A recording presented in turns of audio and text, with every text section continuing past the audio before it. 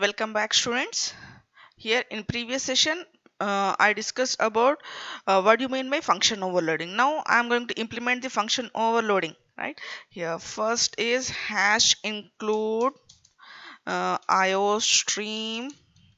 Right, hash include IO stream. Right now, what is my next line?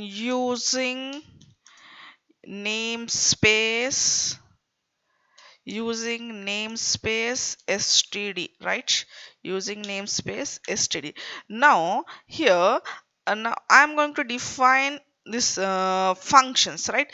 I'm going to define one class here, uh, print, right? Class print data. Already in previous example I explained by using this class print data only na. Here class print data, right? Here in public mode, here I'm going to define functions. See here, void print, right? One is void print. In this void print, here I'm going to pass integer variable, right? I'm going to pass one integer variable, sorry, and open the braces. See out, uh, print the value of I, print the value of I, right? Print the value of I. Just I am going to print the value of I here, and L, right? Here I'm going to use one function, void print function, right? Now I'm going to use one more function here, same function name, print void print. Here I'm going to print the double data, double D, right? Double D.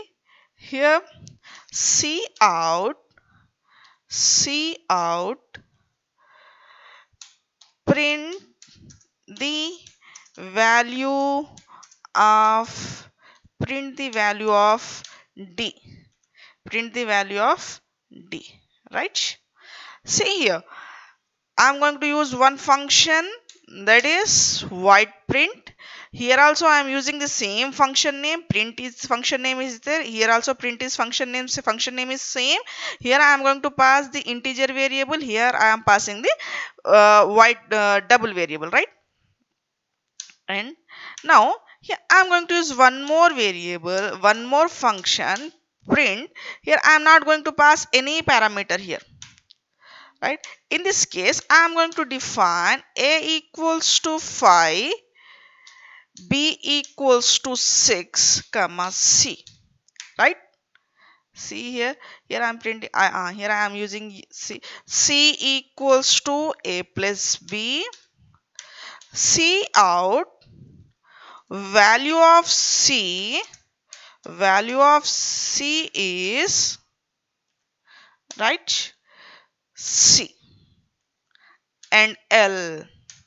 Here in this given example, here also we have to put the semicolon, right? Here I'm using three functions in a class print data class. Here I'm using one void print function. Here in this void print function I'm going to pass one integer parameter, right? Here again I'm going to use void print function. Here I'm going to pass the double parameter, right? Here again void print is there, a equals to 5, b equals to 6 is there. Here I am performing the addition of two numbers. Here function names are same, return type is same, only the difference is while we are going to passing the parameters, right? This is the perfect example of function overloading. Here in class, here just I am defining, here I am defining three functions, right? Class definition is completed, so put the semicolon, right? Now here main function, int main void, right? Open the braces. Here to call these functions which are present in the class, we have to create the object. So print data D. Here I am creating one object, print data. Print data, see here, print data is the class name, right? Print data is the class name. Print data is the class name. So here I am creating one object for this one. By using this D, I am going to access the variables, right? I am going to access the methods which are present in the print data class. uh, d dot d dot white print, d dot print. First I am going to pass the integer value, right? See here I am passing the integer value, int I is there. That's the reason here I am passing the 6. Next, d dot print, right? Here I am going to pass 9.6, right, and 9.765, right? Next, d dot print, here white print. I'm not going to pass any value. I'm not going to pass any value. Why? Because here I am using three functions. These three functions. Print function first. In first case, I am passing the integer value. In second case, I am passing the double value. In third case, I am not going to pass any value. Function name is same. Return type is same. Right? Next. Integer is there. Return type is integer is there. That's the reason I have to write return 0. Return 0. Now, I'm going to save this program. I'm saving this program, right? Overloading. Save. Now execute this one. Compile this one. Is any errors are there? Wait for some time. See here, errors are 0, warnings are 0. Now run this program. While I am going to running this program, while I am going to execute this program, what is my output? Yes, here first it is going to print the value of 6, then it is going to print value of 9.765, then it is going to print the value of C value is 11, right? This is my expected output.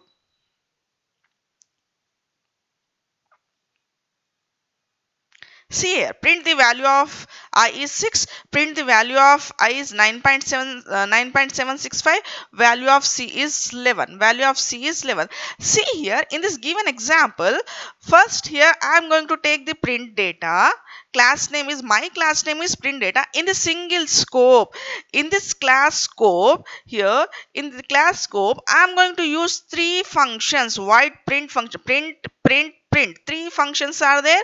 Function name is same, method name is same, but we are passing the different types of parameter. While I am going to try to execute the same program in C, I am going to get the error. Why? Because here function name is same. If function name is same, then that particular here we can't use two same function names in a single scope. Here scope is same. In a single class, in print data class, we are going to use three different types, three methods are there. Those methods are having the same name, but we are passing the different types of parameters. Here in first case I am going to pass the integer value, in second case I am going to pass the double value, in third case I am not going to pass any value for the same function. Here how these functions are going to be invoked. Here compiler, when we are going to execute this program, how the compiler is going to recognize which function, which method is going to be invoked. First here, why print data d means whenever we are going to create any object, a default constructor is going to be executed. In my program there is no default constructor is there, so leave it. Next, d dot print means whenever it is going to read d dot print up to here, d dot print, compiler is going to invoke the method which is having the name print, right? D dot print means compiler is going to invoke the method which is having the name print. Now here, see here print is there, one function print, again second function print, again third function print. So function name is same. Three functions are there. Three functions are there in a single scope. Now compiler is going to go for the next clarification. What is the next one? Here, which type of parameter it is going to pass? Here, integer parameter is there. Now it is going to check for the integer parameter. Here, see here, integer is there. So it is going to invoke the first function. It is going to invoke the first function which is having the integer parameter. Now print the value of I is 6, right? Now next, up to here, first it is going to print the value of I is 6. Next here, d dot, again second statement is d dot print 9.765. Now whenever here compiler is going to read d dot print, again it is going to check, go for the class print data. Again it is going to check for these three classes. Now which class is going to invoke first? Now compiler is going to check the parameters which are present in that particular function. Here I am going to pass 9.765. 9.765 means it is a floating point number or double number. Now compiler is going to check for the first function which is present in the class. Void print is there here, int I. So here uh, in this case I am passing the value 9.765. It is not an integer. First it will check, compiler is going to check int I. Int I means, so here this value is not an integer value, so compiler is not going to execute the statements which are present in void print int I. Now compiler is going to go for the next statement, void print double d. Here double d 9.765 is there, that is the double value. Here it is going to match with the parameter list which is present in the function. Then function is going to execute this one, print the value of d is d, right? Next, void here, print the value of d is 9.765, right? Second line is executed. Now d dot print, here again print is there, three functions are present in the class. Then here no parameter list is there, no parameters are there. First it will go for the first. Here we are passing the integer value, so here not matching. Here this calling function is not matching with the called function, right? Here again void print double d is there. Here calling function is not matching with the called function. Again void print is there. Here no parameter is there. Here also no parameter list is there. So here calling function is matching with the called function.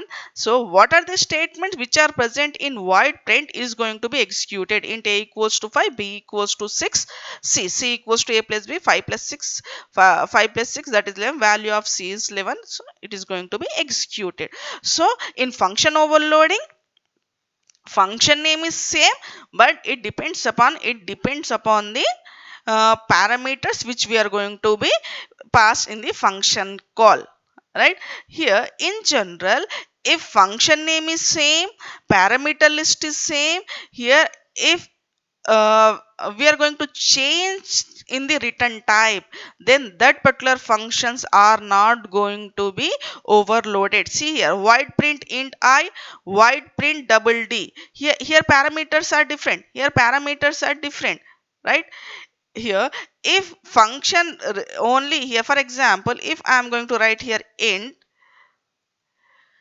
here also int, wait, here also int, function name is same, return type is same. Here if the parameter list is different, if the parameter list is, see here,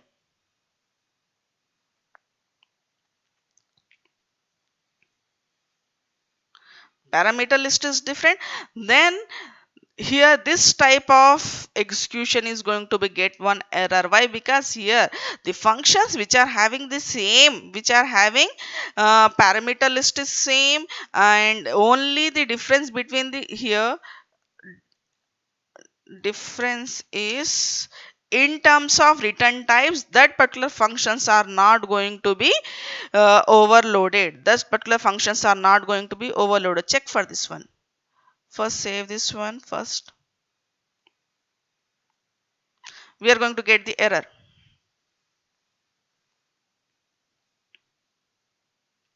See here, with int print data, void print data, here we are not going to, here only see here int is there, double is there, void is there, here parameter list is same, function name is same, but the only difference is in terms of return types.